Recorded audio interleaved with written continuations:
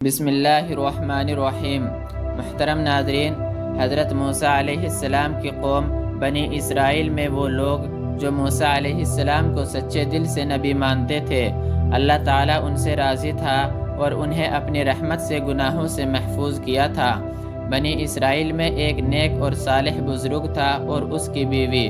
وہ عام لوگوں کی طرح زندگی بسر نہ کر رہے تھے، بلکہ ہر وقت اپنی زندگی اپنے رب کی عبادت میں گزارتے۔ ان کا ایک ہی بیٹا تھا اور وہ بھی بہت چھوٹا تھا۔ جب اس بزرگ کی وفات کا وقت قریب آیا تو اس نے اپنی وراثت میں موجود ایک گائے کو ساتھ لیا اور جنگل میں جا کر کہا، اے میرے رب، یہ گائے میں تیرے پاس امانت رکھتا ہوں، میرے بعد جب میرا بیٹا بالغ ہو جائے تو اسے عطا کر دینا۔ واپس گھر آ کر تمام قصہ اپنی بیوی سے ذکر کر دیا۔ چند دنوں میں اس کی موت واقع ہو گئی اور وہ عالم دنیا کو خیر آباد کہتا آخرت کا سفر طے کرنے لگا۔ محترم ناظرین، بیٹا جوان ہو کر ماں کا تابعدار ثابت ہوا۔ یہی نہیں، اپنے رب کا بھی تابعدار تھا۔ وہ رات کو 3 حصوں میں تقسیم کرتا، ایک حصے میں سوتا، دوسرے حصے میں رب کی عبادت کرتا اور تیسرے میں اپنی ماں کی خدمت کرتا۔ اسی طرح جب وہ صبح جنگل سے لکڑیاں کاٹ کر لاتا اور فروخت کرتا تو ایک حصہ اپنی ماں کی خدمت میں پیش کرتا اور ایک کا صدقہ کرتا اور ایک حصہ اپنی ذات پر خرچ کرتا۔ محترم ناظرین، ایک دن لڑکے کی ماں کو گائے کے متعلق یاد آیا تو اس نے اپنے بیٹے کو بلا کر تمام قصہ سنا دیا اور کہا کہ جنگل میں فلاں جھاڑی کے پاس جا کر یہ دعا مانگنا، اے ابراہیم، اسماعیل اور اسحاق کے قادر و قدیر رب، میرے باپ نے تیرے پاس جو گائے امانت رکھوائی تھی وہ مجھے لوٹا دے۔ لڑکے نے جیسے ہی دعا ختم کی، گائے بھاگتی ہوئی واپس آئی۔ گائے بہت خوبصورت اور موٹی تازی تھی اور ایسا محسوس ہوتا جیسے اس کی جلد سے سورج کی شعاعیں نکل رہی ہو۔ لڑکا گائے پکڑ کر گھر لے آیا۔ ماں نے کہا، بیٹا یہاں اسے کون سنبھالے گا، جاؤ اور اسے بازار میں فروخت کر آؤ۔ ماں نے جانے سے پہلے یہ نصیحت کی، بیٹا گائے 3 دینار میں فروخت کرنا، اور ہاں، جو گاہک بھی ہو مجھ سے پوچھے بغیر فروخت نہ کرنا۔ لڑکا بازار چلا گیا۔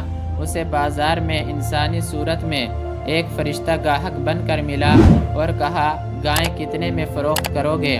لڑکے نے کہا، 3 درہم میں۔ فرشتے نے کہا، میں تمہیں اس کے زیادہ دام دوں گا۔ لڑکے نے کہا، تم مجھے جتنے بھی دام دو، میں پہلے اپنی ماں سے مشورہ کروں گا، اس کے بغیر میں ہرگز گائے فروخت نہیں کروں گا۔ چنانچہ لڑکا واپس گھر لوٹا اور سارا ماجرا اپنی ماں سے عرض کر دیا۔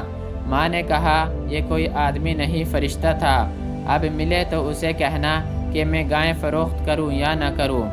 محترم ناظرین، بازار پہنچ کر لڑکے نے ایسا ہی کیا اور فرشتے سے پوچھا تو فرشتے نے جواب دیا، ابھی تم اس گائے کو فروخت نہ کرو، آئندہ اس گائے کو موسیٰ علیہ السلام کے لوگ خریدیں گے، تم اس گائے کی سونا بھر قیمت طلب کرنا تو وہ لوگ بھی تمہیں اتنی ہی قیمت دے دیں گے۔